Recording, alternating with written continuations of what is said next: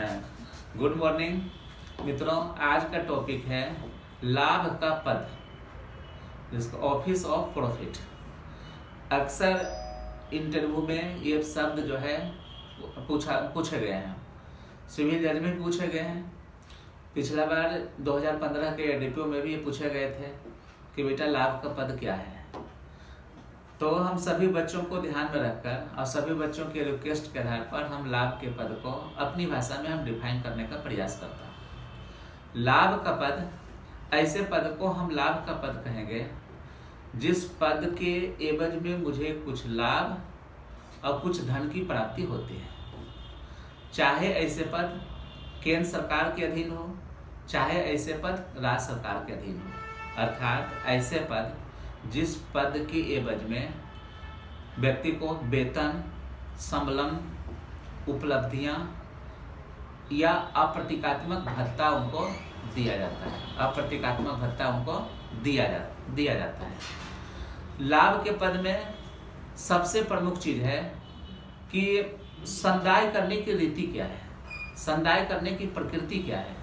तो लाभ के पद में सबसे प्रमुख चीज माना जाता है संदाय की प्रकृति।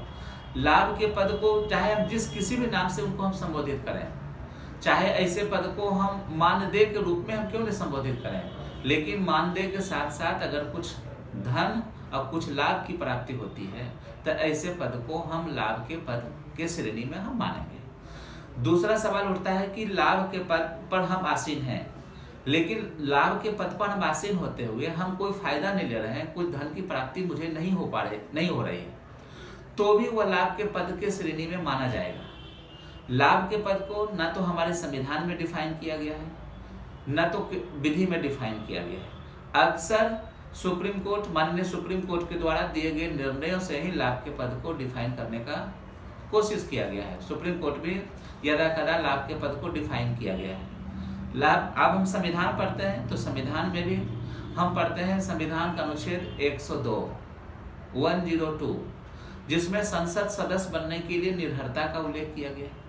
उसी संदर्भ में हम पढ़ते हैं संविधान का अनुच्छेद 191 विधायक बनने के लिए निर्भरता, डिस्क्वालिफिकेशन के बारे में उपबंध किए गए। तो वहां पर लाभ के पद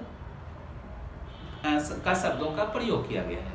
हमारे संविधान सिर्फ इतना बोलते हैं कि कौन सा पद लाभ के पद की श्रेणी में नहीं माना जाएगा, अर्थात कोई मंत्री हैं, प्रधानमंत्री हैं, केंद्र के राज्य के कोई मंत्री हैं या संघ विधायिका के अधीन कोई मंत्री हैं, तो उनको लाभ के पद की श्रेणी में नहीं माना गया है, क्योंकि ऐसे पद पर होल्ड करते हुए कोई व्यक्ति अन्य संवैधानिक पदों को भी वो धारण कर सकते हैं। लाभ के पद में सबसे इम्पोर्टेंट चीज है कि लाभ के पद में लाभ लेना और लाभ लिया जा सकता है, धन प्राप्त होता है, धन प्राप्त किया जा सकता है, ये महत्वपूर्ण है। भले ही हमने लाभ नहीं लिए हैं, हमने धन की प्राप्ति नहीं किए गए हैं, लेकिन पद के एवज में जो उपलब्धियां धन के रूप में, लाभ के रूप में मुझे दिया जा रहा है, तो वह लाभ के पद के श्रेणी में माना जाएगा। इसका सबसे जीता जागता उदाहरण है झारखंड के मुख्यमंत्री, जो लाभ के पद की श्रेणी के अधीन निर्वाचन आयोग के द्वारा उनके चुनाव को जो है अमान्य घोषित कर दिया गया है, जिसकी अनुशंसा उन्होंने झारखंड के राज्यपाल महोदय को उन्होंने कर दिया गया है। तो लाभ के पद को हम इसी तरह से हम डिफाइन करेंगे। Thank you.